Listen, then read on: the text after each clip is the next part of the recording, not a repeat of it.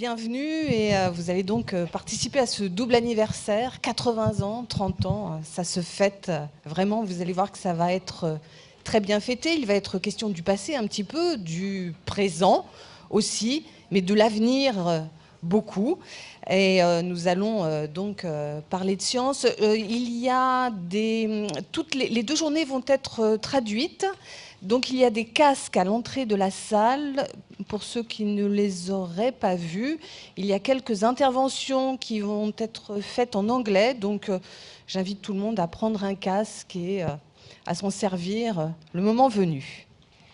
Donc la grande question du jour et celle de demain aussi, c'est comment parler des sciences au XXIe siècle, comment susciter surtout l'intérêt du public, comment faire finir ce public dans les musées consacrés aux sciences. C'est un vrai enjeu de société. Donc nous allons aborder tous ces sujets au cours des 2 jours qui viennent. Je vous présente Stéphanie Duncan. Elle est journaliste et productrice à France Inter et sa spécialité, c'est l'histoire. Et moi, je vous présente Fabienne Chauvière, journaliste à France Inter également, spécialiste de sciences. Et tout de suite la parole à Bruno Macquart, président d'Univers Sciences. Monsieur le Président, c'est à vous.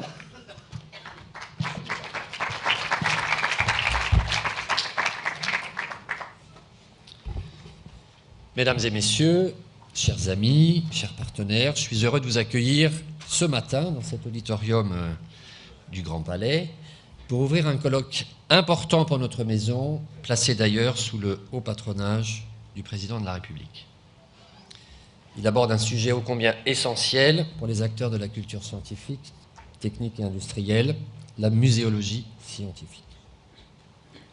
Moment important de notre saison 30-80, son programme a été conçu avec cœur et passion et je voudrais vous remercier de nous faire l'honneur de votre présence. Je voudrais également saluer ceux qui nous suivent en direct par écran interposé. Nous devions à nos établissements un événement à la hauteur des caps qu'ils ont franchis ou vont franchir. 30 ans pour la Cité des sciences et de l'industrie, c'était en mars dernier. 80 ans pour le Palais de la Découverte, ce sera en mai de l'année prochaine. Ce double anniversaire nous fournit aujourd'hui l'occasion de revenir sur de belles pages de l'histoire de ces 2 lieux emblématiques de la culture scientifique, de consolider notre mémoire commune, mais aussi, peut-être surtout, de nous tourner vers l'avenir pour imaginer ce que nous serons demain. Le 24 mai prochain, le Palais de la Découverte aura 80 ans. Son histoire nous a toutes et tous marqués, comme elle marqua la génération de nos grands-parents, puis celle de nos parents.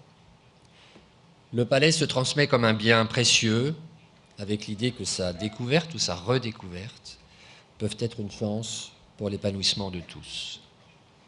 Lieu rassurant et aimé, vitrine de l'excellence française, le palais porte bien sûr la marque de ses fondateurs, Jean Perrin et André Léveillé, et plus largement celle d'une génération de scientifiques décidés à affirmer le rôle de la science, et donc le leur, dans une société tourmentée, celle de l'entre-deux-guerres. Il reste, après ces 8 décennies, le symbole d'une nouvelle façon de transmettre les sciences, le lieu pionnier d'expression de la médiation scientifique contemporaine, et je dirais de la médiation culturelle, en général, qui lui doit beaucoup. La Cité des sciences et de l'industrie fut quant à elle inaugurée le jour où la sonde européenne Giotto rencontrait la comète de Halley, le 13 mars 1986. Un jour important pour l'Europe spatiale, pour l'Europe tout court, un rendez-vous bien choisi pour lancer une nouvelle institution vouée à l'innovation. La Cité, depuis, n'a cessé d'être cette fenêtre ouverte sur le monde de demain, cette vitrine où l'on peut voir les choses pour la première fois. Elle a développé une méthode de médiation fondée sur la manipulation, invitant chacun non plus seulement à voir, mais aussi à toucher et maintenant à faire. Ces 2 institutions, porteurs de science et donc pourvoyeurs de sens, sont regroupées au sein d'Univers Sciences depuis 2009. Elles forment un ensemble cohérent et solide, riche de ses différences. Un établissement revendiquant les valeurs d'ouverture, d'universalité et d'innovation. Un établissement qui dit donc oui au monde, oui au futur. L'exercice à la fois mémoriel et prospectif auquel nous allons nous livrer dans quelques instants est le moyen, au-delà de ces murs, d'affirmer publiquement l'identité singulière de nos activités, d'en proclamer l'absolue nécessité et d'attirer l'attention publique, l'attention du public, comme celle des pouvoirs publics, sur notre contribution unique à l'harmonie du monde. C'est, vous l'aurez compris, un effort de visibilité collective du musée du quotidien que forment les musées et centres de sciences que nous vous invitons. Cette communauté professionnelle engagée que nous constituons par-dessus les frontières. J'en profite d'ailleurs pour saluer nos amis et auditeurs étrangers qui nous ont fait le plaisir d'être là aujourd'hui. Vous êtes tous à des titres divers des membres de cette communauté. Je suis heureux que vous nous aidiez à retracer le chemin parcouru et à engager une nouvelle dynamique pour les décennies à venir. Car nous sommes convaincus que la culture scientifique est capitale pour expliquer le monde d'aujourd'hui et donc centrale dans la culture de l'honnête homme contemporain. Lors de cette première journée au Palais, nous allons revisiter les contextes de la création du Palais et de la Cité, analyser leurs évolutions. Nous tenterons de répondre à quelques grandes questions. Quels principes ont présidé à la création du Palais Laboratoire et de la Cité des Sciences et de l'Industrie? Dans quel contexte politique, scientifique, culturel a-t-on inventé le Palais, où le public est invité à voir, je mets des guillemets, la science en train de se faire? Puis près de 50 ans plus tard, la Cité des Sciences et de l'Industrie, où l'on propose aux visiteurs d'interagir de manière autonome avec des dispositifs interactifs inédits pour le plaisir de comprendre. Nous nous pencherons sur la force et l'histoire du réseau des centres de culture scientifique, technique et industrielle. Foisonnement extraordinaire d'initiatives dans toutes les régions, sur tout le territoire, fédérés au sein de l'Association des musées et centres pour le développement de la culture scientifique, technique et industrielle, l'AMSTI.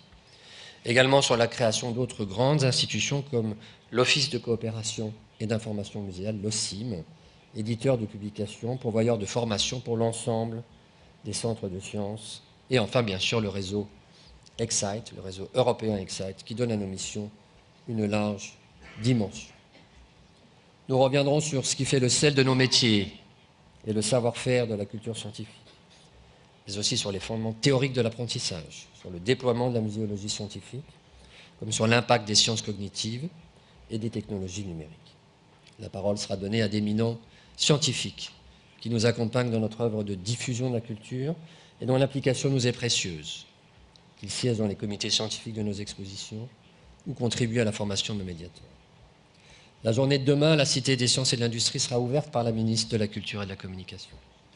Elle nous invitera, la journée, et la ministre aussi, à nous pencher sur les outils que se donne la muséologie scientifique, en commençant par cet élément fondateur qu'est la manip, outil de démonstration au Palais, en libre accès à la Cité.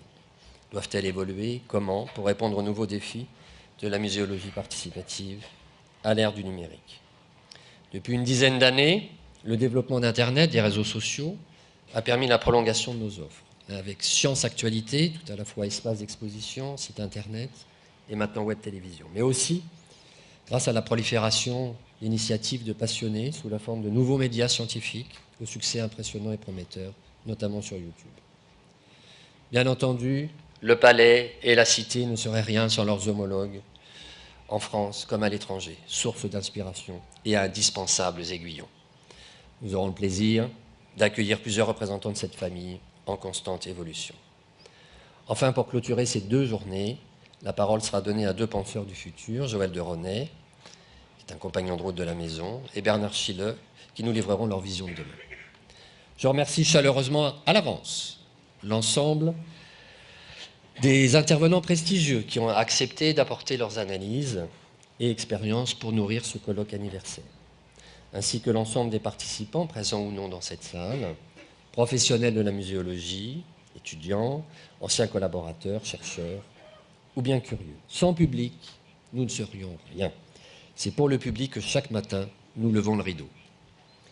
Et pour commencer ces deux journées, je vais avoir le plaisir de donner la parole à une personnalité qui nous est chère, Jacqueline Edelman, qui, entre autres choses, est en ce moment responsable de la mission Musée du XXIe siècle, au ministère de la Culture et de la Communication, et surtout spécialiste parmi les spécialistes du Palais de la Découverte, auquel elle a consacré sa thèse. Je vous souhaite de passionnantes journées, des échanges fructueux, et à tout à l'heure.